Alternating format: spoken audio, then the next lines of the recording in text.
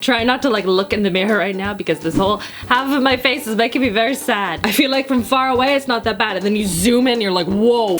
Hello everyone, I'm here today to share with you guys a do's and don'ts type of video where I've split my face down the middle to share with you guys what to do when you want to prevent creasing in CAKEY foundation and what not to do. Or at least in my opinion, what not to do, what doesn't work for me. And I know it doesn't look like anything right now, but here's the close-up. You can see what my skin looks like when it is nice and smooth, and then on the other side it is already starting to crease, and it is only going to get worse by the end of the day. It is not going to wear well. And honestly guys, it's really not that bad, and that is because of the skincare products that I have put in place. You guys know, if you watch my videos, I love good skincare. So I will be sharing some of those with you as well, because that is part of the reason that my skin isn't looking cakey, is the care that I take to making my skin look as good as possible without any foundation on it. So if you have textured skin, enlarged pores, fine lines, smile lines, any of those things that bother you, hopefully you find this video to be helpful. I hope you guys enjoyed this video. Give it a big thumbs up, and don't forget to subscribe so you don't miss out on new videos every Tuesday, Thursday, and Sunday. And without further ado,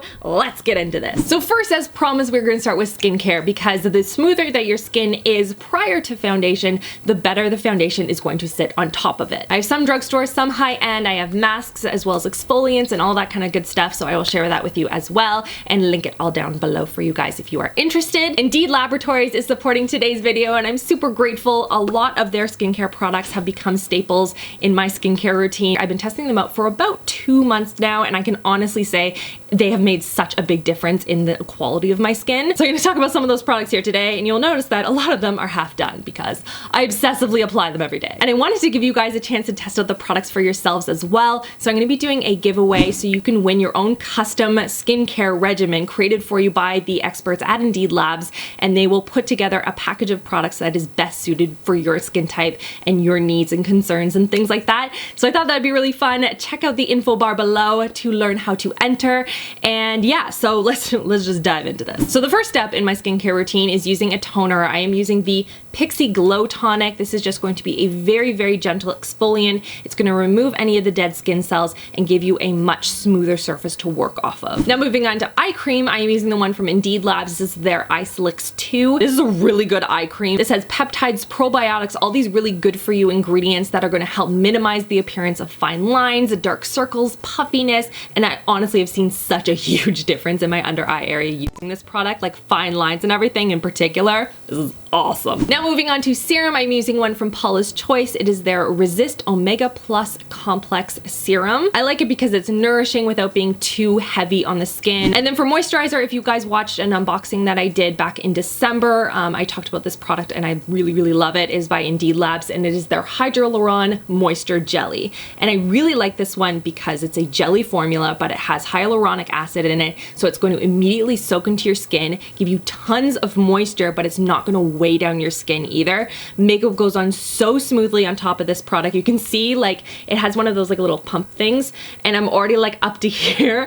I use it so much. I love this product. It makes my dehydrated skin feel like it's plumper and fresher, and it feels hydrated without being oily. I cannot say enough good things about this. I love this product. And I use this skincare routine every single day. I'll use most of the same products at nighttime. The only difference is that I use the Drunk Elephant Marula oil. This is a facial oil, and I will use that at nighttime just for an extra dose of hydration. I find that my skin overnight can use the extra moisture and it's totally fine, but I don't like that one with makeup as much. And then for other things like exfoliants and masks and things, I will link those down below for you guys in case you are interested. But yeah, that is my skincare routine. So usually after I do my skincare routine, I'll go and I'll get dressed, do my hair, just let the products soak into my skin a little bit before moving on to the next step. And this is something that I would recommend if you deal with a lot of creasing underneath the eyes. This has made a huge difference for me, and that is the addition of the Farsali Rose Gold Elixir. And basically all I do is I take a drop of it and I will rub it between my fingers to warm up the product, and then I will pat it underneath the eyes. Because it doesn't soak into my skin entirely by the time I finish doing like my eye makeup makeup, my brows, things like that. It mixes in a little bit with my concealer and just makes it a little bit more malleable, not as dehydrating. Now the next step is primer, and a primer is something that you apply underneath your foundation, and it's going to help the makeup to adhere to your skin a little bit better. It's going to give some longevity to the makeup, and it has different benefits in it that can help to make your skin look as smooth as possible. So primer choices are going to kind of depend on what your skin is needing at that particular moment. For me, I use this one from Milani. It has a little bit of luminosity to it. It smooths out the skin as well and kind of smooths over any enlarged pores. And what I do is I mix it in with some skincare ingredients to, again, kind of boost up my skin some more. So I kind of go back and forth between these two from Indeed Labs. One is a Q10 booster and the other one is the collagen booster. The collagen booster is a very concentrated serum, and it's going to combine all these different ingredients that are going to tighten, tone, and firm up the skin and just make it as strong as possible. And the Q10 one is going to minimize the appearance of fine lines and wrinkles. It has elements in it that are going to help even out your skin tone, and it's just also a really good anti-aging one. I'll mix them in with my primer or my foundation on like a no makeup day if I just want something that's going to kind of dilute it a little bit, or I'll just use them by themselves at night time, and it's just they're awesome. I mean, you can clearly see that seeing as I'm half done both of them. Next up is a trick that I learned recently, and I have been loving it. It has made such a difference, especially in my smile lines, because those things, they don't seem to go away. And that is setting your primer in specific areas where you tend to crease before you go on to foundation, which I know is kind of counterintuitive, applying a powder underneath a liquid foundation, but trust me, it works. So what I'll do is I'll take my little velour puff. This one is from Sephora. There's also a larger one. You can get this one. This is Laura Mercier. This also works, although it's a little bit harder. I just kind of use the side of it. And what I will do is I will dip it into my Glossier Wowder. This is the one that I find works the best for me personally. And I will just dip it into the product and then pat it over my smile lines, the sides of my face, or on my forehead. You're not putting a ton of powder on at this point. You're just putting a little bit and just keep it locked there and just create a nice smooth surface for the foundation to sit on top of. Next up, we're gonna go on to the part of the video that everyone's gonna be super uncomfortable with, and that is taking a beauty blender and cutting it down the middle. Did this as like a test for a hacks video that I did a while back, and I just used an older beauty blender that I was going to pitch anyway, and I cut it in half. Oh my gosh, it makes all the difference. And so I bought this one in the last month or so, and I am cutting it down the middle for you guys to see how much I love this. I bought this myself and I'm cutting it up. And it's because this flat surface right here, once you dampen this beauty blender, is the perfect canvas for applying that foundation in a very thin layer. Because that's a key to making sure that your skin doesn't look super creasy, is you want to work in thin layers. Those are going to dry the fastest, so it's going to look the best on your skin for the longer period of time. And it's also going to look the most seamless and natural on your skin. So what I'll do is I'll put a little bit of foundation on my hand, and I'm using a very full coverage foundation today because I wanted to show you guys how you can wear a full coverage foundation and still make it look not cakey. So I'll put some into my hand, and this will warm up the product a bit, make it a little bit more malleable, and then I will dip my little half beauty blender thing here into the product just a little bit at a time and sort of press the product into my skin. And the key to this is actually pressing it into your skin for a long period of time, like a minute. And as you continue to press that product into your skin, it's just gonna lock it in there. It's gonna look very seamless and blend out smoothly with the rest of your skin, and it makes it look not cakey. I'm pretty sure I learned that trick on YouTube like a couple of years ago, and it really does make a big difference. And so on the cakey side, we are gonna go in with a big, thick layer of foundation. We're gonna dot it all over the skin, and we're just gonna aggressively blend it in with a brush. Think of it kind of like paint. If you take a blob of paint and you put it on a piece of paper, it's gonna take forever to dry. Anytime you touch it, you're gonna see your fingerprints on it, and the same goes for foundation.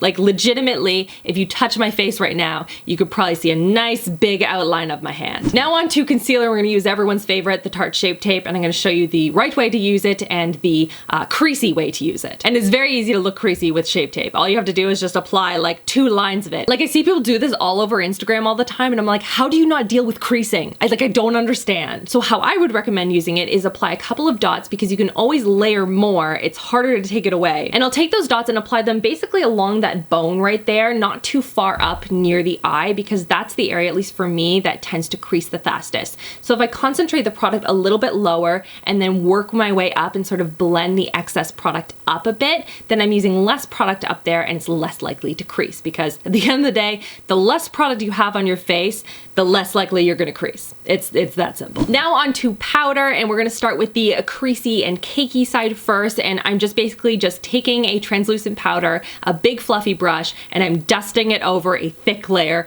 of wet foundation. And this is going to not only not set your makeup at all, but it's going to look very dusty, very cakey, and it's going to mix and create this nice like cement paste on your skin. Lovely. Now onto the nice smooth side, and the first thing I do is I take a damp beauty blender, the one that I just used to blend out all of my foundation, just to make sure that there are no lines, because as soon as you apply powder over a line, you are setting that line in place. And here today, we are trying to avoid that. And then there are two different ways to apply the translucent powder. One is using that same damp beauty blender, like just sticking it into a whole bunch of powder and just caking it on underneath the eyes. And then the other method is using a velour puff and doing the exact same thing. And this is just baking the makeup into your skin, so it's not going to crease, it's not going to move, it's going to add to the longevity, and it's not going to look powdery by the end. Stay tuned. And I'll usually leave that on the skin for about 5 minutes, and while that is sort of sitting and cooking on my skin, I will take that same velour puff, I will dip it into the powder, but a much smaller amount by this point. So I'll dip it, I'll tap off any excess onto my hand, and then I will press the powder into areas where it would tend to get oily. So for example, on the forehead, on the chin, and then any areas that I want to set. So maybe along the cheekbones where I would apply any bronzer, things like that. We're using a very small amount of powder. We are pressing it into the skin, which is again going to smooth out any of those fine lines and just make the skin look flawless. So now it's been about 5 minutes, and we're just going to dust away any of the excess powder that I have on my skin on the non-creasy side. And then the last tip I have is using a setting spray. And a setting spray is a spray that you would normally spray all over your face, and it's going to help lock in all of the product, and it's going to stay there and add again to longevity, but also prevent any sort of creasing or cakiness. Now, one of the things that a lot of times happens with cakiness is that it looks really powdery on top of your skin. After you try to set all of this product on your face, the powder is the one that ends up ruining it all. So what I would recommend is finding a setting spray that you like. For example, for me, I like the NYX Dewy Finish setting spray. I think this is a great one, and I will spray it onto my damp beauty blender, and then I will very, very, very gently tap the product over my skin. I'm basically just eliminating any of that powderiness that's sitting on top of the skin. You could also just spray it all over your face and then just use a beauty blender to kind of gently pat the product in, or wave it with like a fan. You've probably seen other YouTubers do this. It really does make a difference. And then there you have it. You see the nice smooth, crease-free, cake-free side versus the side that is looking more cakey, and it is definitely creasing, especially in those smile lines. Like, oh my goodness, that is not working for me. And again, this is only going to get worse by the end of the day. There's going to be no longevity to this makeup at all, whereas this one is going to stay put and look this flawless all day long. And that's everything for this video. Give it a thumbs up if you found it helpful, and don't forget to subscribe so you don't miss out on new videos every Tuesday, Thursday, and Sunday. I hope you guys enjoy the giveaway. Go and check out the info bar below for more details. It is open worldwide. So I hope you guys enter, and good luck to everyone who does. And that is everything. I hope you guys are having an amazing, amazing week so far, and I'll see you guys all in my next video. Love you girls. Mwah.